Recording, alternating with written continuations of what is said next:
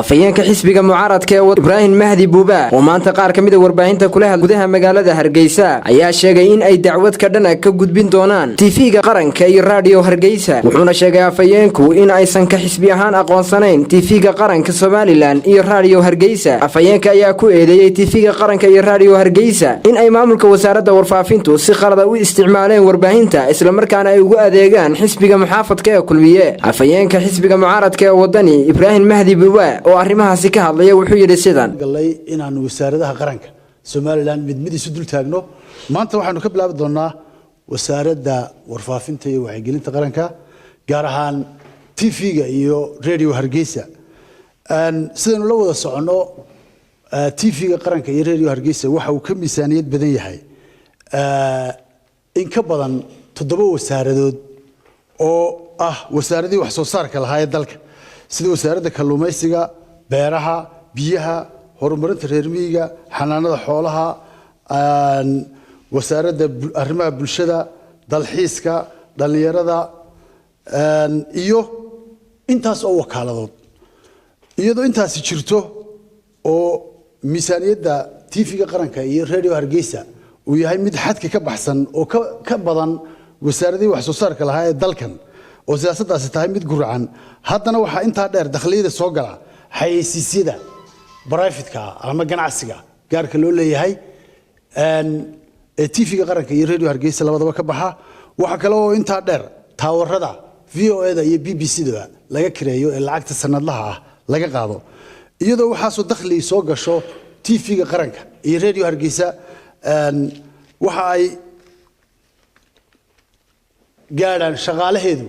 700 oo qof in ka badan oo intooda badanay aanay u soo shaqo tagin si toos ah wasaaradda ama TV-ga ama radio-ga midnaba fadhiga iyo meelaha joogaan ay ku qaataan lacagaha aan sharciga waafaqsanayn waxa inta dheer oo jira waxa looga baahnaa TV-ga qaranka iyo radio Hargeysa inuu noqdo kuwa ay ka socdaan barnaamijyo tayo leh oo bulshada reer Somaliland wacyigooda iyo garaadkooda kor u qaada waxa ay noqotay in ay ku caan baxdo TV-ga qaranka iyo radio Hargeysa uu ku caan baxo kala qoqobka bulshada reer Somaliland kala qaybintooda qabyaaladda fariimaha xun iyo ayda iyo aflagaadada xisbiyada mucaaradka ah iyo madaxdooda waxa ka socda habeen iyo maalinba waxa ay noqotay cashuurtii qaranka iyadoo lagu bixinayo hantidii qaranka cashuurtii masaakiinta laga qaaday iyadoo lagu maal gelinayo oo sidaan soo sheegnay dakhligeeduna nooca yahay xisaabteedana cid la ogi aanay jirin wasiirka meesha haysta kolba haddana waxa ay noqotay halkii wax tayo laga eegay noqoto mid laga caayo laga aflagaadeeyo maxaan ku dhahay asxaabta mucaaradka ah sida imika ka socota TV-ga qaranka iyo radio Hargeysa iyo madaxdooda waxaanu xasuusanaynaa oo in yar dul taagi lahaa xilligii xisbiga maanta talada haya oo mucaaradka ahaa waxa xasuusantiin oo wada haysaan erayadii uu ka jeedin jiray Axmed Maxamed Silaayo iyo madaxdii kale ee kulmiye oo musabixi ka mid ka ahaa TV-ga qaranka iyo radio Hargeysa oo uu arkayay markaa inay ahaayeen kuwa loo sameystay isaga iyo xisbigiisa lagu aflagaadeeyo maanta waxay ahayd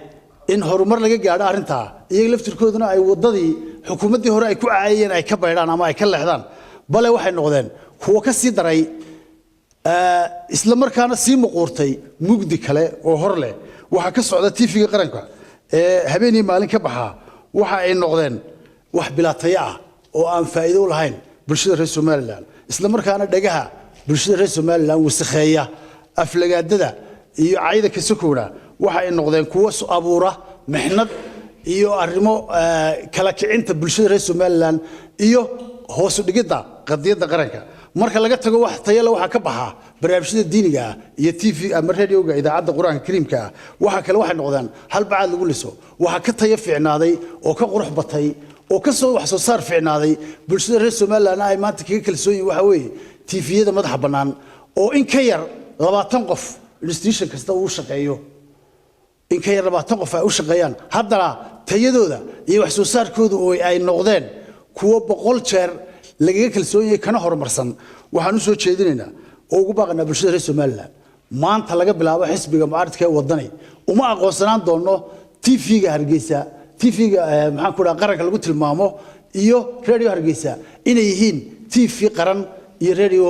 idaacadda radio Hargeysa ee codka Jamhuuriyadda Soomaaliland ku heli jirtay waxaan u aqoonsanaan doonaa maanta laga bilaabo inay yihiin radio iyo TV